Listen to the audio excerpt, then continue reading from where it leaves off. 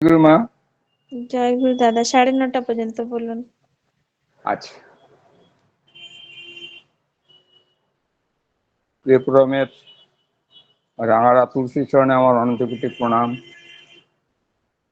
প্রণাম জানাই পরমারাধ্য জগৎজনী শ্রী শ্রী বড়মা, পরম পূজ্য পাদ শ্রী শ্রী বরদা ও পরম পূজ্য পাদ শ্রী শ্রী আচার্য দেবের রাঙারা তুলসী চরণে প্রণাম জানাই পূজনীয় অবিন্দ দাদা, ইষ্ট পরিবারের সকল দাদা মায়েদের, উপস্থিত সকলকে আমার আনন্দ জয় গুরু জানাই।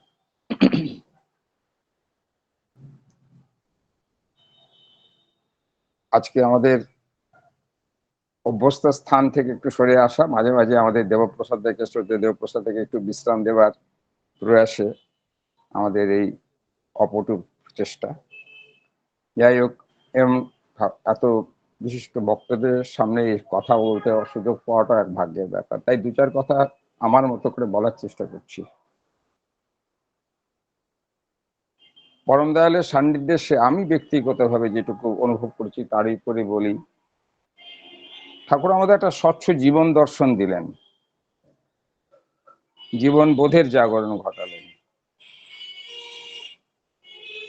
একটা অমূল্য জীবন প্রাপ্তি, তার সঙ্গে সদ্দীক্ষা লাভ, দুটোই আমাদের জীবনে অত্যন্ত দুর্লভ একটা ঘটনা। এ নিয়ে আর বিস্তারে যাচ্ছি না। মনুষ্য জীবনে যেমন দুর্লভ, আর সেই মনুষ্য জীবনের যুগপুরুষোত্তমে দীক্ষা পাওয়া হয় ততোধিক দুর্লভ। তাই এমন মণিকাঞ্চন সহযোগ হওয়ার পরেও কিন্তু আমাদের জীবনের সেই কাঙ্ক্ষিত গতিময়তা আসছে না। অন্তত আমার সেটুকু বিশ্বাস, আমরা যেন কোথাও সবাই আটকে যাচ্ছি। ঠাকুর আমাদের জীবনটিকে অত্যন্ত স্বচ্ছভাবে বুঝালেন। তিনি উৎস পুরুষ, কারণ ভূমিতে দাঁড়িয়ে জীব জগতে যাবতীয় কিছুকে অত্যন্ত সহজ সরল সুন্দর করে বুঝিয়ে দিলেন। আজকে আমরা প্রত্যেকে ঠাকুরের শরণাগত হয়েছি নিজ নিজ জীবনের কোনো না কোনো এক বা একাধিক অভাবকে কেন্দ্র করে। মোটের উপর কিছু ব্যতিক্রম এক আধজন থাকতেই পারেন। ঠাকুরের কথায় অভাবে পরিশ্রান্ত মণি ধর্ম অবলম্বী জিজ্ঞাসা করে। ঠাকুর প্রথমে এই অভাব, এই জিনিসটিকে বিশ্লেষণ করলেন।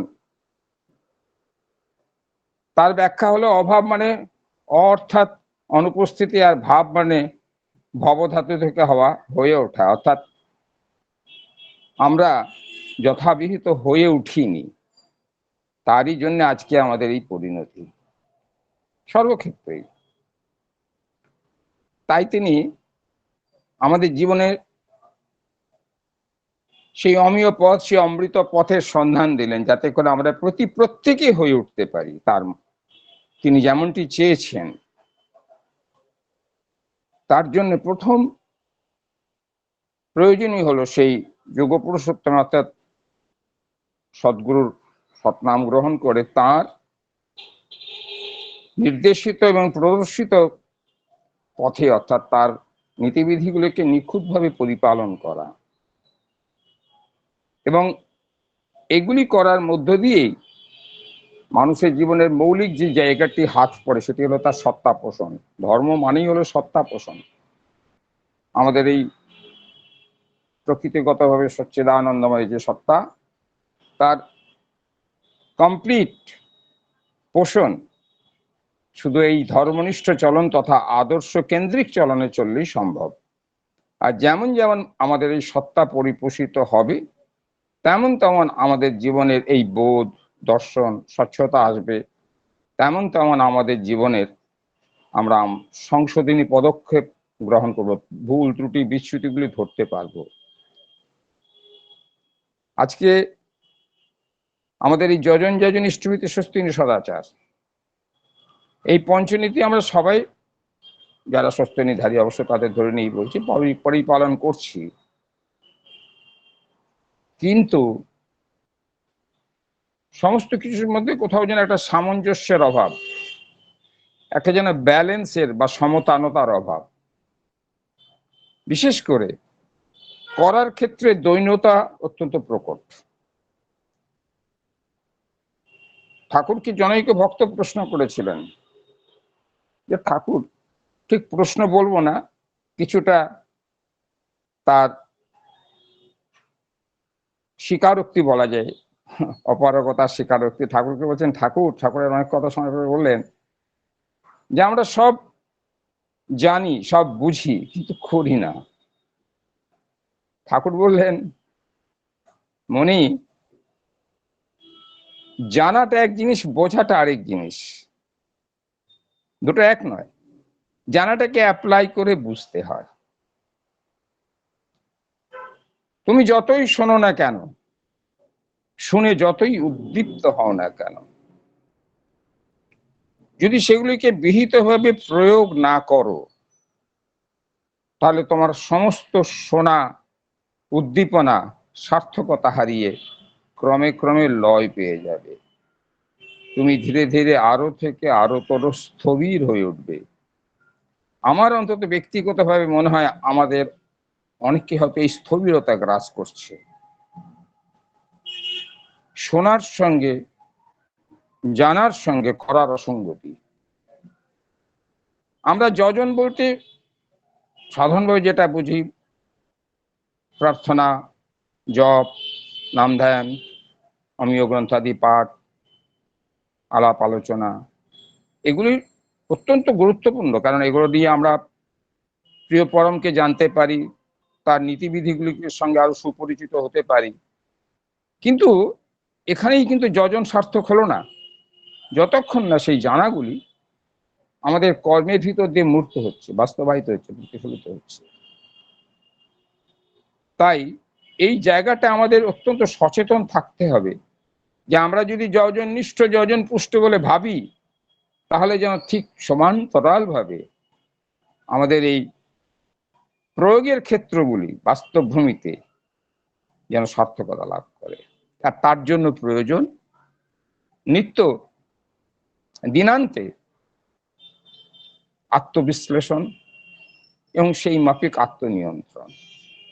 কতটুকু ঠাকুরের মানুষ হয়ে উঠলাম, শুধুই যদি ভাব জগতে থাকি। আমরা প্রায়শই বলে থাকি, খুব সুন্দর সুন্দর কথা আলোচনার পরে প্রাণিত হলাম, ঋদ্ধ হলাম, অপূর্ব, সবই ঠিক। এগুলির প্রয়োজন আছে আমাদের চেতনাকে ঊর্ধ্বমুখী করার, জাগরুক করার। কিন্তু বৃত্তটা সম্পূর্ণ হচ্ছে না যতক্ষণ না আমি সেগুলিকে আমাদের নিজ নিজ জীবনে প্রত্যেকটি জানাকে ইষ্টানুক যেন জানা, ইষ্টানুক যে ইষ্টচলনের যে তুকগুলো, সেগুলিকে যদি জীবনে মূর্ত করে তুলতে প্রয়াসী না হয়, কতটুকু পারবো সে পরের কথা, কিন্তু এই প্রয়াসটাকে জাগরুক রাখতেই হবে। ঠাকুর খুব সহজ করে বলেছেন, ধর্ম যদি নাইরে ফুটবে জীবন মাঝে নিত্য কর্মে বাতিল করে রাখলি, তাহলে কি হবে তোর তেমন কর্ম। অথবা আমার বলাগুলি যদি, আমার বলাগুলি যদি শুধু তোমার কথা ও চিন্তারে খোরাক মাত্র হয়, করার বা আচরণের ভিতর দিয়ে সেগুলিকে যদি বাস্তবে ফুটিয়ে তুলতে না পারো, তবে পাওয়া যে তোমার কর্মস্বাচ্ছন্দ্য রয়ে যাবে, তাও তিনি নিশ্চিত। এইভাবে অজস্র একই কথা বলেছেন। কর্ম নেই চিন্তা সৎ, পাথর পেছন নরক। তাই এই কর্মের জায়গাটা জোর দেওয়ার জন্যই, অর্থাৎ ধর্মের আসল আচরণ ক্ষেত্র হচ্ছে এই কর্ম। আমরা এই জন্ম জন্মান্তরের মধ্যে দিয়ে চলেছি, আর প্রতি জন্মেই অগণিত ভুল করে করে সেইগুলি সঞ্চিত হতে হতে আমরা জানি যে সেই কর্মের যে তিনটি বিভাগ, সঞ্চিত কর্ম, প্রারব্ধ কর্ম এবং ক্রিয়ামান কর্ম, সেই সঞ্চিত কর্মের ভান্ডার আস্তে আস্তে ফুলে ফুটে উঠছে। আর তারই অংশ বিশেষ নিয়ে প্রারব্ধ কর্মের মাধ্যমে আমরা এবারে দেহায়িত হয়েছি। তাই যতক্ষণ এই বোধের জাগরণ ঘটছে যে পরের জন্মে আমার আবার নতুন করে শুরু হবে, কখনোই না, নতুন করে কিছুই শুরু হবে না। এই জন্মেরই ধারাবাহিকতা, আমার এই জন্মের এই লম্বা ধারাবাহিকের নেক্সট এপিসোড, যেখানে এটা শেষ হবে সেখানে ওটা শুরু হবে। মৃত্যুকালে যে ভাব ধরে ছেড়ে শরীর যায় জীবন, জন্মে আবার তেমনি স্থানে ওই ভাবের পর পাই যখন। তাই এই সচেতনতাটা প্রথম আমাদের দরকার। প্রতি মুহূর্তেই আমাদের সচেতন থাকতে হবে। আমরা একটা খুব স্বল্প মেয়াদ পেয়েছি, একটা একটা একটা পরমায়ু, 70, 80, 85, 90, কতটুকু সময়। ঠাকুর বললেন, we are spinning up our fate at every moment of our life. Our action begets reaction, giving us piece or pinch. প্রতি মুহূর্তে আমরা আমাদের অদৃষ্টকে বুনে চলেছি। আমাদের প্রতিটি কর্মই হয় আমাদের ব্যথা দেয়, আঘাত দেয়, কষ্ট দেয়, না হয় আনন্দ দেয়, শান্তি দেয়, তৃপ্তি দেয়। তাই আমাদের এই ছোট প্রত্যেক কাজের ব্যাপারে এই মাইন্ডফুল হতে হবে যে সেটা যেন ইষ্টানুগ হয়, সেটা যেন ইষ্ট স্বার্থ প্রতিষ্ঠী হয়, ইষ্টার্থী হয়। ছোট্টখাট্ট যায় না করে সভ্যাস কর্ম ব্যবহারে সে সম্বেগ চালাই তোরে জীবন কিংবা সংহারে। প্রত্যেকটা কাজ হয় আমাকে জীবনমুখী করছে, ইষ্টমুখী করছে, না হয় আমাকে প্রবৃত্তিমুখী করছে, মাঝামাঝি কিছু নেই। এমনকি চিন্তাটাও এর বাইরে নয়। ঠাকুর সতর্কবাণী ঠাকুরের একলহমার বেপাস কথা চিন্তা কর্ম আলোচনা নিয়েই ছোটে পিছু পিছু দূরদৃষ্টি কি লাঞ্ছনা। যাই হোক, মূল কথাটা আছে যে কর্মের মধ্যে দিয়ে মানুষের কি পরিবর্তনটা হয়। আমরা যতই শুনি, এই যে বললাম, যতই পড়ি শুনি, সেগুলো একটা অর্থ বুঝলাম, অনুধাবন করলাম, মর্মার্থ জানলাম, সেটা একটা ভাবের সৃষ্টি করলো। কিন্তু যতক্ষণ না সেটা কর্মায়িত রূপে, কর্মের মাধ্যমে রূপায়িত হচ্ছে, ততক্ষণ কিন্তু প্রকৃত জ্ঞান বা প্রজ্ঞার উন্মেষ হবে না। ঠাকুর বললেন ভাবতে ভাবতে আসে ধ্যান, করতে করতে আসে জ্ঞান। তাই করাটাকে করাটা করাই লাগবে, করা ব্যতিরেকে হবে না। আর শুধু তাই নয়, আমি যে এই যে যাজন ক্রিয়ায় যাব, আমার বলাগুলি যে মানুষকে প্রাণিত করবে বা সেগুলি তাদের কাছে গ্রহণীয় হবে কেমন করে, যদি না সেই কথাগুলি আমার, যেগুলি আমি তাদের কাছে পরিবেশন করছি, সেগুলি যদি কম বেশি আমার মধ্যে দিয়ে মূর্ত না হয়। তাই ঠাকুর বলেন করাটা ব্যক্তিত্ব বচনের উপর একটা দারুণ প্রভাব ফেলে। আমি একজনকে গিয়ে ঠাকুরের কথা বললাম যাজন করার প্রয়াসে, সেই একই কথা আমাদের শ্রদ্ধেয় দেবপ্রসাদ বললেন। আমার কথাটা তিনি শুনলেন, ঘান্ডালেন, ভালো ঠিক। আর দেবপ্রসাদের কথায় পরের দিনই সে দীক্ষা বা মনস্থ করলো। পার্থক্যটা কোথায়? পার্থক্যটা করায়। তিনি করে করে হয়ে উঠেছেন। তিনি সেই কথা বাণীগুলির মোটামুটি ভাবে মূর্ত রূপ। ঠাকুর সারা জীবনে বলে গেছেন, my life is my মেটেরিয়ালিস্ট maxim, আমার জীবন হলো আমার বাণীর মূর্ত রূপ। তাই বাণীগুলি যদি আমার জীবনে মূর্ত না হয়, তাহলে কিন্তু বিশাল ফাঁকি হয়ে গেল। ঠাকুর বলেন প্রার্থনা যখন কেউ করে আমার কাছে, আর তারপর না পেয়ে হা হুতাশ করে, আমি ভাবি প্রার্থনাগুলো আমি শুনি, কিন্তু মঞ্জুর করি তার করা মাফিক। যদি সেই প্রার্থনা মাফিক তার করাগুলোও হয়ে ওঠে, তবে তা অবশ্যই মঞ্জুর হবে, যদি তা বাস্তবানুক হয়, যদি তার সেটা বৈশিষ্ট্যানুক হয়। ঠাকুরের একটা সুন্দর উদ্ধৃতি কথা বলে, এই করা কতটা ক্ষমতা। ঠাকুর বলছেন তোমার জন্মান্তরীণ কর্মফল যাই থাকুক না, আমরা অদৃষ্টবাদী যারা, তারা তো কথায় কথায় বলি যে অদৃষ্ট আছে, কপালে আছে। অদৃষ্ট মানে ঠাকুর বলেন ভাগ্যবান আছে ভজনার ফল, যা করেছে আমাদেরই কর্মফল, একটু আগে যেটা বলছিলাম। তো ঠাকুর বলেন তোমার জন্মান্তরীণ কর্মফল যাই থাকুক না কেন, তুমি যদি তোমার বর্তমান চলনটাকে পুরোপুরি ইষ্টানুক করে, তাকে যদি পরিপূর্ণভাবে ইষ্টানুকূল বা ইষ্টি চলনে তুমি নিজেকে নিয়ন্ত্রিত করতে পারো, তাহলে তোমার পূর্ব জন্মেও কর্মফলের অনেক কর্মফল কেটে যাবে। কিছু ডিলিট হয়ে যাবে, কিছু রিডিউসড হয়ে যাবে, কিছু বা শুভে রূপান্তরিত হয়ে যাবে। একটা ঠাকুরের সুন্দর একটি সূত্রের কথা বলি।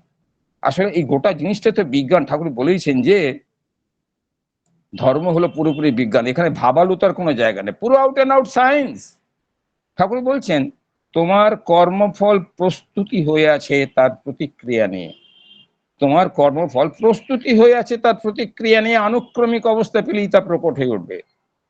তা সে ভালোই হোক আর মন্দই হোক, তাকে যদি নিয়ন্ত্রিতই করতে চাও, একানুবর্তিতা নিয়ে শ্রেয়ার্থী কর্মে নিজেকে নিয়োজিত করো বাস্তবে এমনতর ভাবে, যাতে করে যাই কেন না করে থাকো, তাকে অতিক্রম করে তোমার কৃত শ্রেয়ার্থী কর্মই প্রাধান্য লাভ করে। আর তাই ওই প্রতিক্রিয়া এলেও শ্রেয়ার্থী যা করেছো তার আনুক্রমিক অবস্থা প্রতিযোগী হয়ে তাকে শিথিল, সামান্য বা নষ্ট করে দেবে। আর ভালো যা, তাকেও সহযোগিতা সম্বর্ধিত করে তুলবে। নচেত যেমনই চলো না কেন, ওই প্রতিক্রিয়া অনিবার্য হয়ে তোমার উপর ক্রিয়াশীল হবেই হবে। তাই দেখুন ঠাকুর বলছেন যে ওই একটি কথা, একানুবর্তিতা নিয়ে শ্রেয়ার্থী কর্মে নিজেকে নিয়োজিত করো বাস্তবে এমনতর ভাবে। সত্যানুষ্ঠান ঠাকুর কি বললেন?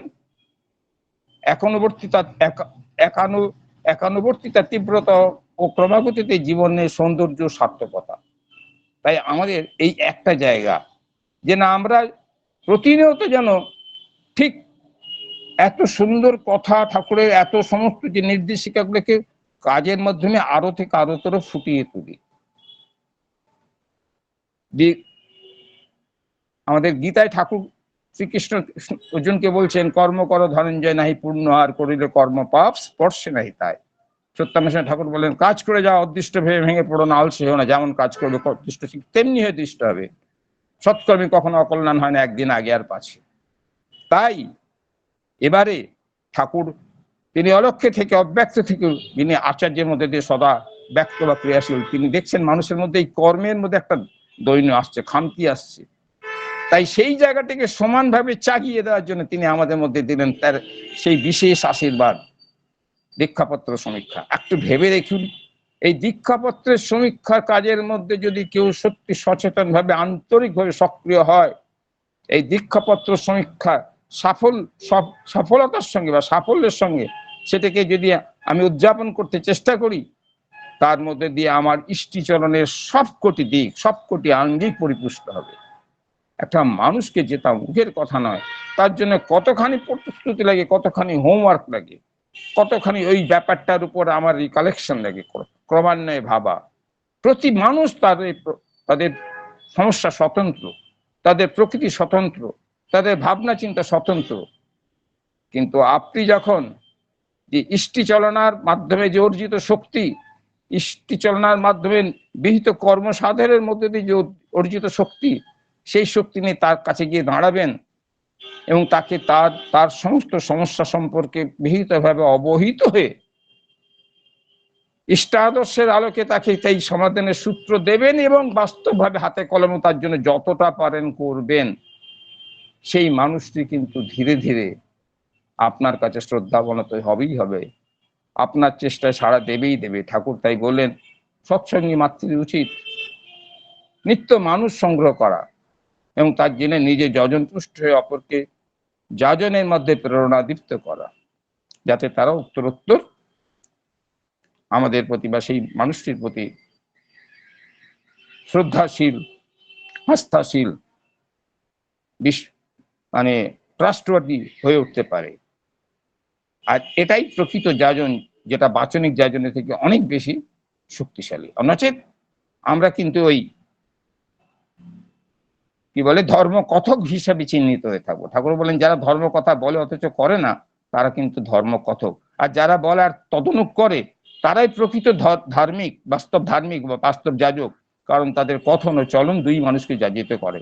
শুধু মুখে বলার চেয়ে আচরণে করা আরো ভালো, কিন্তু করে করে উদাহরণ হয়ে ওঠা ঢের ভালো। তাই আমাদের কিন্তু প্র্যাকটিক্যালি প্রত্যেককে এক একজন লিভিং এক্সাম্পল হয়ে উঠতে হবে। উপদেশ তুই দিস না যতই, উদাহরণ আগে, সঞ্চারণায় দীপ্ত করি তৃপ্ত দীপন লাগে। এই হচ্ছে জায়গাটা, যে আমার এত কথা বলার মুখ্য কথা এই, যে আমাদের যেন করার ক্ষেত্রটিতে একটা সংকোচন বা করার ক্ষেত্রের মধ্যে যে দীনতা, এই জায়গাটার প্রতি যেন আমরা অত্যন্ত সচেতন হই।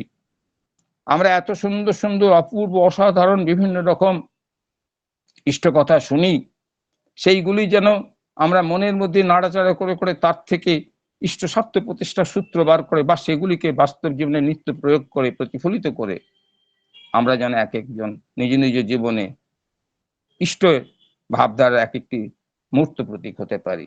ঠাকুরকে যখন জিজ্ঞেস করা হয়েছিল, ঠাকুর মানুষকে কি করে আপনার প্রতি সহজে ইন্টারেস্টেড করা যায়, ঠাকুর বলেন, তোমার প্রতি ইন্টারেস্টেড না হলে তোমার ইষ্টের প্রতি ইন্টারেস্টেড হবে না। ইষ্টের প্রতি তোমার ইন্টারেস্ট যদি তোমাকে তোমার এনভায়রনমেন্টের প্রতি ইন্টারেস্টেড করে তোলে, আর সেই ইষ্ট বিধৃত সেই ইন্টারেস্ট যদি তোমার এক্সপোজিশনে গ্লো করে, তবে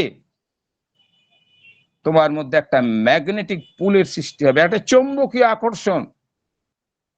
আর তখন মানুষ কেন, পশু পক্ষী পর্যন্ত তোমার প্রতি আকৃষ্ট হবে। তুমি একটা রাস্তা দিয়ে হেঁটে গেলে তারা মুগ্ধ দৃষ্টিতে তোমার দিকে চেয়ে থাকবে। তাই ঘুরে ফিরে সেই একই কথা, যে তিনি যেমনটি হয়েছেন তার মনজ্ঞ চলনে চলে, অর্থাৎ চরিত্র চলনের মধ্যে দিয়ে তার সেই কাঙ্ক্ষিত রূপ অর্জন করা। শেষ কথা এইটাই বলি, ঠাকুর একটা দারুণ কথা বললেন। বলছেন, আমি জানি একদিন আমার নামে অনেক মন্দির হবে, কিন্তু আমার ইচ্ছা করে তোমাদের হৃদয়টা, চলমান জীবনটা আমার জাগ্রত মন্দির হয়ে উঠুক, আর তোমরা আমাকে সর্বত্র বয়ে নিয়ে বেড়াও। ধর্ম যদি আচরণে না থাকে, চলনে না থাকে, তবে ধর্ম সঙ্গ থাকলেও ধর্ম একদিন বিলুপ্ত হয়ে যাবে। এবার তোমরা অন্তত সেটা হতে দিও না। তোমরা আমার কথাগুলি মনে রেখো এবং পৃথিবীর প্রত্যেকটি মানুষ যাতে জানতে পারে সেই চেষ্টা করো। ঠাকুর বলছেন আরো যে আমি একজন অত্যন্ত নগণ্য মানুষ, কিন্তু পরমপিতা আমাকে দিয়ে যা বলালেন, যা করালেন, মনুষ্য জাতি যদি তার উপর না দাঁড়ায়, তাহলে এত জ্ঞান থাকা সত্ত্বেও পৃথিবী মানুষ হানাহানি, কাটাকাটি, মারামারি থেকে রক্ষা পাবে না। মানুষের সব শক্তি নিয়োগ হবে স্বপরিবেশ আত্মহননে এবং জীবনের ভিত্তিভূমির ধ্বংস সাধনে। ভাবুন কি সাংঘাতিক কথা উনি বলে গেলেন। তাই ঠাকুরের ভীষণ এই আরতি, ঠাকুরের ইচ্ছেটা বা ঠাকুরের চাহিদাটা যেন আমরা বুঝতে পারি। আমরা যেন নিশ্চয়ই আমাদের এই মন্দির, বিহার, কেন্দ্র, এগুলি, এই ইনফ্রাস্ট্রাকচার পরিকাঠামোর প্রয়োজন আছে, উৎসব সৎসঙ্গ সবই প্রয়োজন আছে, কিন্তু প্রত্যেকে যেন আমাদের জীবনে সেই তাকে, আমাদের নিজ হৃদয় মন্দিরে, আমাদের চলন চরিত্রে যেন তাকে আমরা প্রতিষ্ঠিত করতে পারি। আমার সময়সীমা শেষ। আপনারা প্রত্যেকে সুস্থ, সুন্দর, দীর্ঘ জীবন অধিকারী হয়ে উঠুন এবং নিয়মিতভাবে যে যার ক্ষেত্রে যার যতটুকু সুযোগ ডিপি ওয়ার্কসের সঙ্গে নিজেদের যুক্ত করে আপনারা অনুভব করুন যে এর মধ্যে কি অসামান্য শক্তি নিহিত আছে। জয় গুরু, বন্দে পুরুষোত্তম। জয় গুরু দাদা। শ্রদ্ধেয় প্রসাদা দাদা। জয় গুরু, জয় গুরু। অপূর্ব। আমরা মাঝে মাঝে ঠাকুরই সব কর্তা, তিনি বলেন, বিভিন্ন মুখ তিনি ব্যবহার করেন, আর তার বিভিন্ন মুখে বিভিন্ন রকমের ভাষার পরিবর্তন, বিভিন্ন জ্ঞানগর্ভের আলোচনা উন্মোচন হয়। আমরা খুব অনুভব করি, আনন্দ অনুভব করি যে বিধাতা আজকে তার মুখ দিয়ে তার বক্তব্য বলছেন। লাস্টের যে কথাটা বললেন, ডিপি ওয়ার্ক ঈশ্বরের আশীর্বাদ পুষ্ট। কয়েকদিন আগে একটি দাদা গিয়ে তার রোগের কথা বললেন, আমি বেকার ছেলে, চাকরি পাইনি, ডিপ্রেশনে বুঁদ হয়ে আছি, আমি কি করব? আচ্ছা, যদি বলেন ডিপি ওয়ার্ক করবি, বলে তাতে আমার যে সমস্ত রোগ এগুলো দূর হয়ে যাবে। তাহলে দেখ না, করেই দেখ না। ডিপি ওয়ার্ক করতে করতে আজকে তার একটা কাজও মিলেছে, ডিপ্রেশনও কেটেছে, আর সব দিক দিয়ে সুন্দর আনন্দ অনুভব করছে। এবং প্রত্যেক দিন সে এই ডিপি ওয়ার্ক না করলে যেন তার ভাত হজম হয় না, সময় সুযোগ পেলেই ডিপি ওয়ার্ক করে। আশীর্বাদ পুষ্ট এই কথাটা বাস্তব ইমপ্লিমেন্টেশন। আমরা প্রত্যেক দিন এরকম নতুন নতুন ঘটনা দেখতে পাই আর অনুপ্রাণিত হই। পরমপিতার রাঙারাতুল চরণে আপনি অপূর্ব ইষ্ট প্রসঙ্গ করলেন। আপনার সার্বিক মঙ্গল প্রার্থনা করি। আপনার জ্ঞান গর্ভ সমৃদ্ধ এই কথাগুলো আমাদের হৃদয়ঙ্গম হলো, আমরা অনুপ্রাণিত হলাম, উদ্দীপ্ত হলাম। আপনি সপরিবার সপরিবেশ নিরোগ দীর্ঘায়ু জীবন লাভ করুন, আর আমাদের মাঝে তো রোজ যুক্তই থাকুন। মাঝে মাঝে তার কথা শুনিয়ে আমাদের তন্মুখী করে তুলুন। এই কাতর প্রার্থনা। সুখে শান্তিতে আনন্দে ভরপুর হয়ে থাকুন তাকে মাথায় নিয়ে, এই অনুরোধ জানায় পরমপিতার রাঙারাতুল চরণে।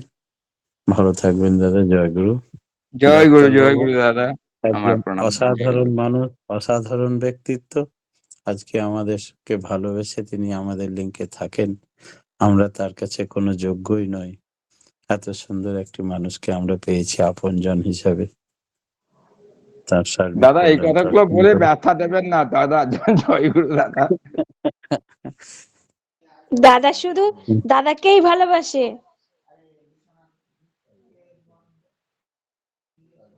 অশোক চ্যাটার্জিদা শুধু দাদাকেই ভালোবাসে। না না না, আমি বলতে ভুলে গেছি, আমাদের এই শর্মিষ্ঠা মায়ের সঞ্চালনা, এটা একটা একটা একটা ম্যাজিক। আমি দেখি তো, আমি কাউকে ছোট করছি না, কিন্তু যাই হোক মানুষের এক একটা প্রত্যেকের নিজস্বতা থাকে। আমি কাউকেই, কিন্তু কেউ যেন কষ্ট না পান, শর্মিষ্ঠা মাও খুব সুন্দর সঞ্চালনা করেন, যেটা আমাদের এই লিঙ্কের অন্যতম আকর্ষণ। দেবপ্রসাদের তো কেন্দ্রীয় ব্যক্তিত্ব, কোনো ব্যাপার না। হ্যাঁ, ইজ দ্য সেন্ট্রাল কি টু দ্য হোল প্রসেস। কিন্তু বাকি পিউমা আছেন, আমি জানি পিউমা প্রচন্ড সুন্দর ভীষণে অনেক হোমওয়ার্ক করেন। আমাদের কখনো কখনো দেবপ্রসাদ দার বাড়ির মা করেন, বাট যাই হোক, আমি প্রত্যেকের কাছেই আমি ঋণী যে প্রত্যেকে চমৎকার ভাবে এই আমাদের লিঙ্কটিকে এগিয়ে নিয়েছেন। জয় গুরু, প্রত্যেকে খুব ভালো থাকুন, প্রত্যেকে যেন জয়গুরু। প্রার্থনা করি। আজকে বাবাই বাবুর শ্বশুর বাড়ির কাছে বিশাল সৎসঙ্গের উৎসব ছিল, সেইখানে গেছিলাম, এই একটু আগে ফিরেছি।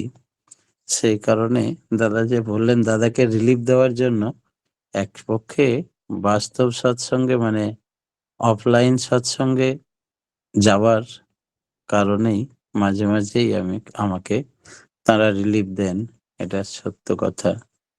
যাতে করে শারীরিক পরিশ্রমটাও পরিশ্রম মনে হয় না। কালকে গিয়েছিলাম ইছাপুরের ব্যারাকপুর কাছে ব্যারাকপুর, আর আজকে হচ্ছে মুর্শিদাবাদে জিয়াগঞ্জ। জিয়াগঞ্জ। এই এত এক প্রান্ত থেকে আর এক প্রান্তের দৌড়, এত কষ্ট হওয়া সত্ত্বেও মনে হয় পরম আনন্দ লাভ করা যায়। তার উৎসব, এক একটা উৎসবে মন নেচে ওঠে, খুব সুন্দর। আর এই আমাকে উৎসবগুলো অ্যাটেন্ড করার সুযোগ করে দেন এইরকম মহাত্মা ব্যক্তিরা, যারা আমার শূন্যস্থান পূরণ করে অপূর্ব ইষ্ট প্রসঙ্গ করে সবাইকে অনুপ্রাণিত করে মাতিয়ে রাখেন। সেই জন্য আমিও চিরকৃতজ্ঞ তাদের কাছে। জয় গুরু। জয় গুরু দাদা। জয় গুরু শ্রদ্ধেয় অশোক চ্যাটার্জি দা এবং দেবপ্রসাদ দা। জয় গুরু। এখন ভক্তিগীত